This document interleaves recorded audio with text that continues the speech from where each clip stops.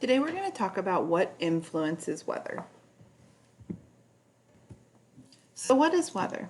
Weather is the condition of Earth's atmosphere at a certain time and place. There are multiple things used and specific terms used to describe weather. These are some of those terms: temperature, air pressure, wind, humidity, precipitation, and visibility. And we'll talk about what those things are as we go. So review here. The water cycle is the transfer of water between the atmosphere and the Earth's surface. These are the four main components, remembering there are other pieces.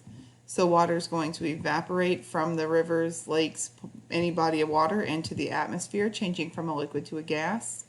Then it will condense in the atmosphere and form clouds. So that's changing when the water vapor cools and changes from a gas to a liquid.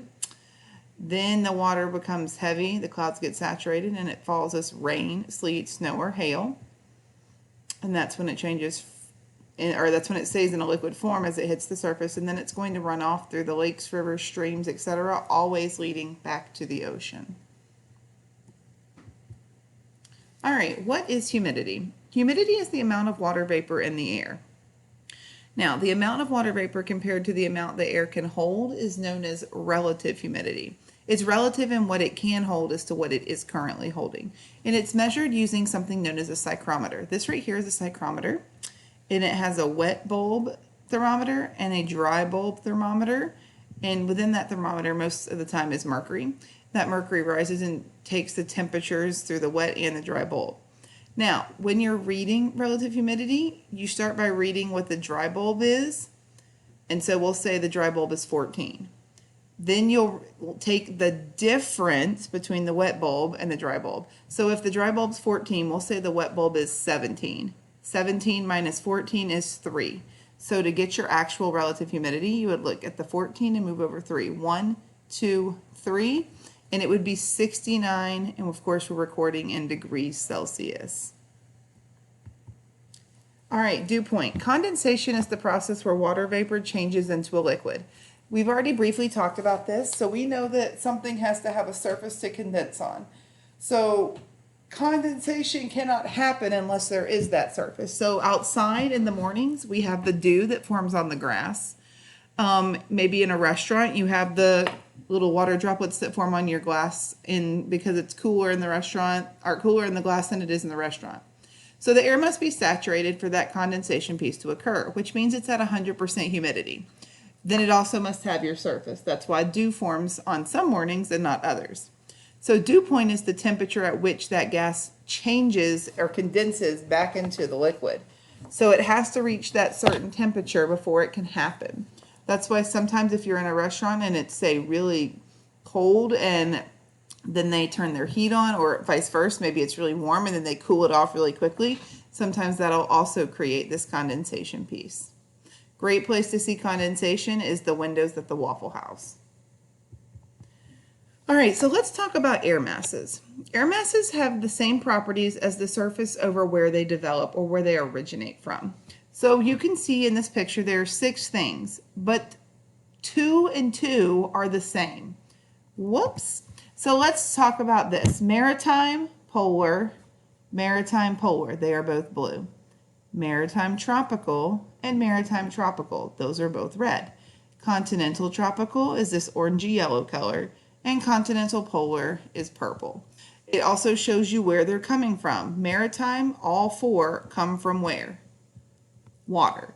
Continental comes from land or the continent.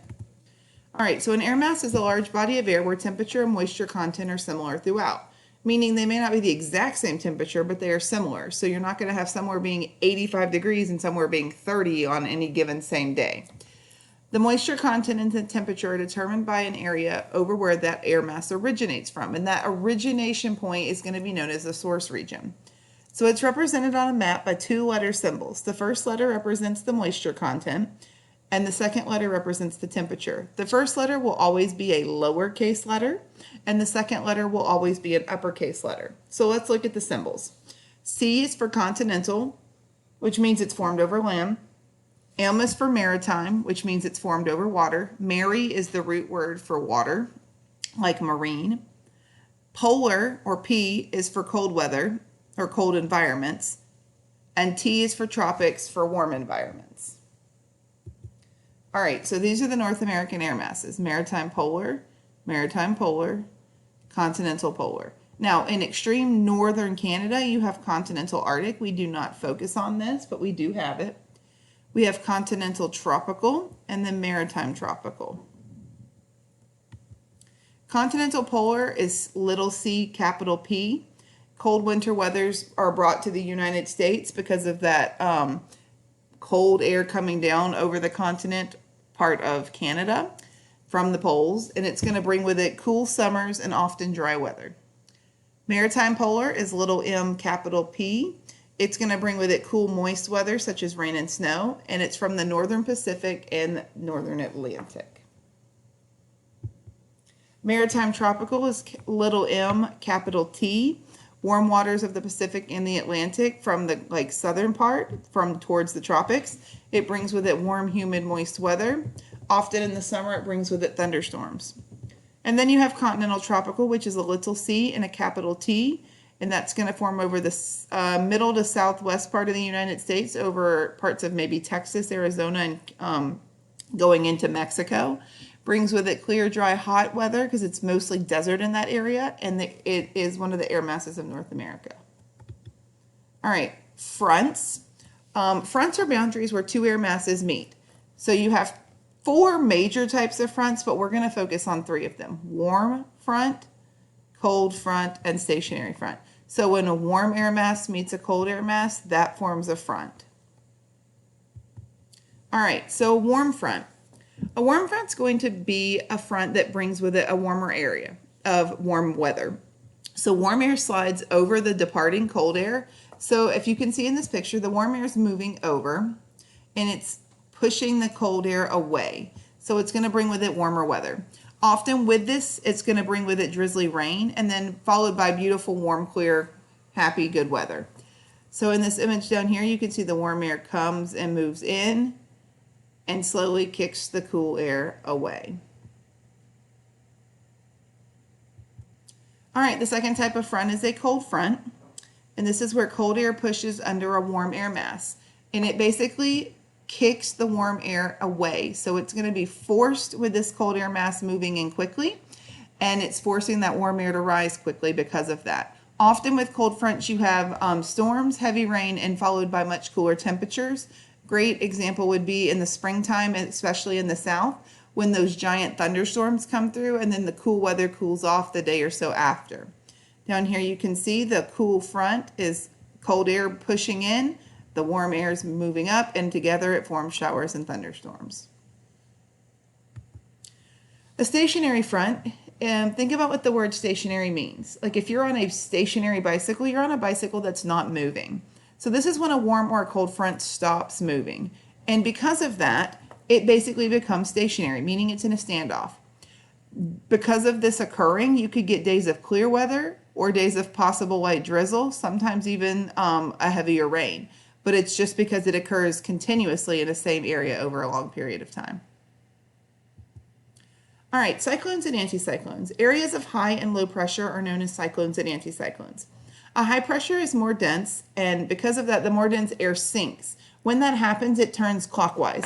So basically, it causes all the clear weather because it's forcing everything away from it. So there's no way a storm could build up when it's forcing these giant areas of nothing. A low pressure is when the less dense air rises and it turns counterclockwise and it spins towards each other. This is known as a cyclone. A low pressure example would be storms, or even more specifically, a low pressure that's very intense could be something like a hurricane. And they spiral in, and that creates that cyclone, which allows that less dense air to rise up and create those giant clouds. So a great example, the high pressure is pushing all of the air away, which would mean this area would be having beautiful weather, and the low pressure, which is pulling all the air towards it, is going to be stormy weather.